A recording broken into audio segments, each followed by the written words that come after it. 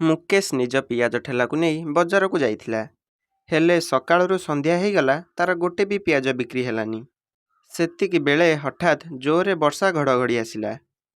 ହେ ଭଗବାନ, ସକାଳୁ ଏ ପର୍ଯ୍ୟନ୍ତ ମୋର ଗୋଟେ ବି ପିଆଜ ବିକ୍ରି ହେଇନି, ଆଉ ବର୍ଷାରେ ସବୁଯାକ ତ ଓଦା ହେଇଗଲା। ମୁଁ ଏବେ କ'ଣ କରିବି? ମୁକେଶ ବର୍ଷାରେ ତା ପିଆଜ ଠେଲାକୁ ନେଇ ଶୀଘ୍ର ଘରକୁ ପଳେଇଲା। ବର୍ଷାରେ ଓଦା ହେଇଥିବା କାରଣରୁ ତାକୁ ବହୁତ ଜୋରସେ ଥଣ୍ଡା ଜ୍ୱର ହେଇଗଲା। ସେ ଠିକ୍ସେ ଉଠି ବି ପାରୁନଥିଲା। ହେ ଭଗବାନ, ମୁଁ ଏବେ କ'ଣ କରିବି? ତମକୁ ତ ବହୁତ ଜୋରରେ ଜ୍ୱର ହେଇଗଲାଣି। ଅନିତା ସାଙ୍ଗେ ସାଙ୍ଗେ ଘରେ ଥିବା କିଛି ମେଡ଼ିସିନ ଖାଇବାକୁ ଦେଲା, ଆଉ ତାକୁ ଖାଇ ମୁକେଶ ଶୋଇପଡ଼ିଲା। ମୁକେଶର ପୁଅ ଝିଅ ମନ ଦୁଃଖରେ ବସିଥିଲେ। କ'ଣ ହେଲା ପିଲାମାନେ, ତମେ ଏମିତି ମନ ଦୁଃଖରେ କାହିଁ ବସିଛ?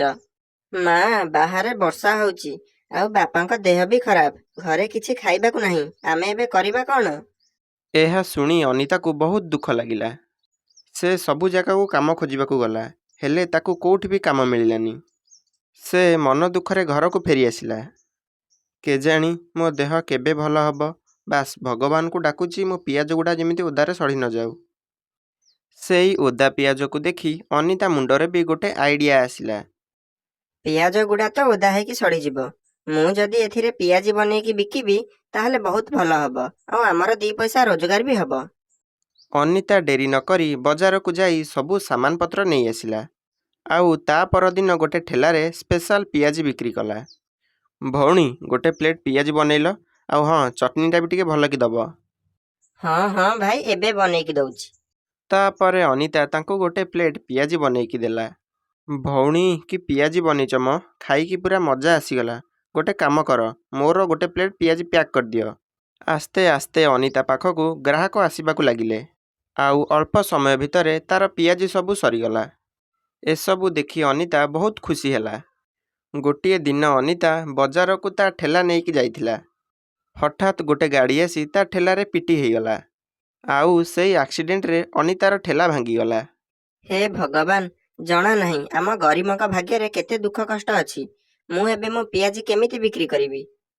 ତାପରେ କିଛି ଦିନ ଯାଏ ଅନିତା ଆଉ ପିଆଜି ବନେଇଲାନି।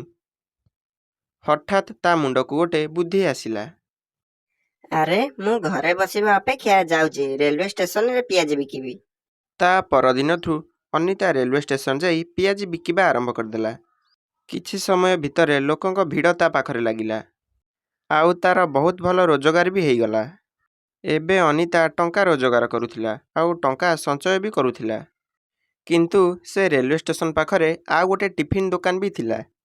ଆରେ, ଯେବେଠୁ ଏ ସ୍ତ୍ରୀ ଲୋକ ପିଆଜି ବିକିବା ଆରମ୍ଭ କଲାଣି, ସେବେଠୁ ଆଉ ମୋ ବେପାର ହେଉନି। ଯାଉଛି, ଆକୁ ପାନେ ଦେବି ଆଜି। ସେ ଟିଫିନ୍ ଦୋକାନୀ ଗୁଣ୍ଡାଙ୍କୁ ଡାକି ଅନିତାକୁ ଧମକାଇବାକୁ କହିଲା। ଏଇ, ଚାଲ ଏ ଜାଗାରୁ, ତୁ ଏଠି ଆଉ କିଛି ବିକି ପାରିବୁନୁ। ହେଲେ କ'ଣ ପାଇଁ? ମୁଁ ତ ଏଠି ବିକିବା ପାଇଁ ଟ୍ୟାକ୍ସ ଦଉଛି ନା। ସେତିକି ବେଳେ ଗୋଟେ ପୋଲିସ ଅଫିସର ସେଠାକୁ ଆସେ, ଆଉ ସେ ଗୁଣ୍ଡାକୁ ଧରିନିଏ। ସାର୍, ମୋତେ କ୍ଷମା କରନ୍ତୁ, ମୋତେ ସେ ଟିଫିନ୍ ଦୋକାନୀ ୟାଙ୍କୁ ଧମକାଇବାକୁ କହିଥିଲା। ତାପରେ ସେ ପୋଲିସ ତାକୁ ଜେଲକୁ ନେଇଗଲା। କିଛି ଦିନ ପରେ ମୁକେଶର ଦେହ ବି ଭଲ ହେଇଗଲା, ଆଉ ସେ ପୁଣି ନିଜ ବ୍ୟବସାୟ ଆରମ୍ଭ କଲା।